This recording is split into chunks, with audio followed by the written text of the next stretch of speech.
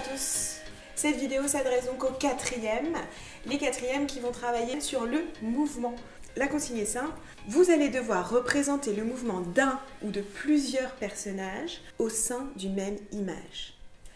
Attention, vous allez devoir vous inspirer des différentes techniques que je vais vous présenter dans cette vidéo.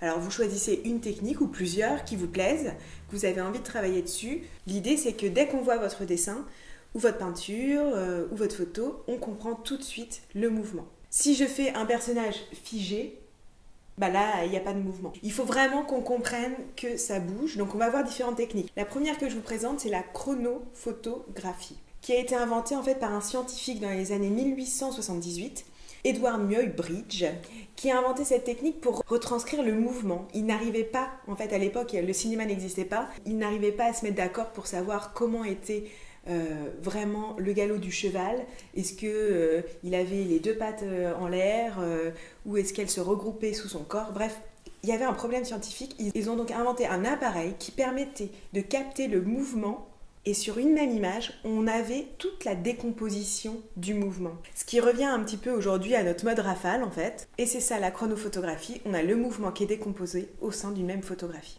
Ça, c'est la première technique, en fait, la décomposition du mouvement, qui va être utilisée après dans plein d'œuvres d'art. Là, c'est de la photographie, mais on l'a utilisé aussi en peinture, en dessin, etc. Et justement, la chronophotographie, c'est ce qui a inspiré Marcel Duchamp, qui a peint nu descendant les escaliers. Bon, c'est sûr, sur le dessin, on voit pas bien le personnage. Alors regardez précisément, hein. On sent quand même un escalier en dessous. La silhouette à peu près du corps, la couleur peut nous donner des indices. Il fait référence à la chronophotographie et il utilise la décomposition du mouvement. C'est géométrique, ça vous fait tous penser à un mouvement artistique que nous avons vu en début d'année. Non, personne ?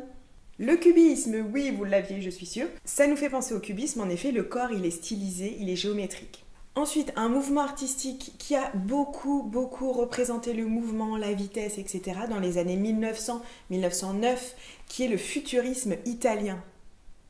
Alors, italien, je sais qu'en ce moment, il n'est pas bon d'être en Italie. Le futurisme italien, l'objectif de ces artistes était de représenter la vie moderne, le mouvement, le dynamisme. C'est un moment dans l'histoire où la ville se modernise, où il y a des machines inventées, l'industrialisation, etc. Du coup, les artistes veulent représenter ce mouvement, ce dynamisme. Du coup, les artistes vont représenter des machines et des choses qui bougent. On va avoir ici Dynamisme d'une automobile de Luigi Russolo. Je suis sûre que vous allez retenir Luigi. Russolo peut-être moins, mais Luigi, je suis sûre. Dans cette œuvre, on a une voiture. La voiture, elle est au milieu du tableau. Je sais qu'elle est un peu stylisée, mais c'est le but en fait. Cette voiture qui est aspirée par le mouvement et déformée par le mouvement. Regardez bien, elle est en bleu en fait dessus. Et comment est représenté le mouvement ici? On a ces flèches, ces grandes flèches là, qui donnent la direction et qui vont créer du dynamisme. Et regardez derrière le tableau, on a des immeubles bleus qui sont penchés.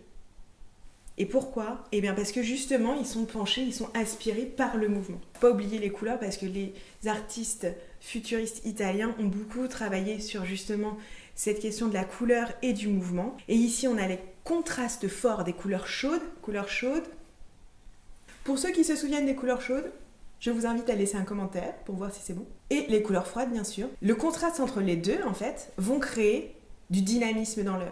Quelque chose de vif. Et puis bien sûr, on a cette représentation sous les roues, de sorte de flamme, quelque chose qui va accentuer la vitesse. Et la dernière œuvre que je voulais vous présenter, c'est donc la danse d'Étienne Chambaud, qui est en fait un collage de plusieurs images, qui est en fait des cartes postales à l'origine. Et en fait, avec ce décalage, ça crée un rythme. Et par la répétition, en fait, du morceau de la jambe, ou etc., ça donne cette sensation de mouvement. Alors qu'à l'origine, sur la photo, le mouvement, il est figé. Mais un tour rapide du mouvement dans l'histoire de l'art, pour que vous puissiez avoir des bases, pour que vous puissiez réaliser votre propre création autour du mouvement, sachant qu'attention, il doit y avoir au moins un ou plusieurs personnages qui bougent. Et ça, il faut qu'on le voit bien. Pensez différentes techniques, parce que vous pouvez utiliser le dessin, mais vous pouvez aussi utiliser la peinture, selon ce que vous avez chez vous, bien sûr. le collage. Pensez bien mouvement et technique originale. Prenez un sujet que vous avez sous les yeux, votre chat qui course une souris, votre petit frère qui saute à la corde à sauter, que vous puissiez voir un petit peu comment se décompose le mouvement aussi. Je vous dis ciao les artistes et pensez bien à me faire le rendu avant la date qui est inscrite dans la description.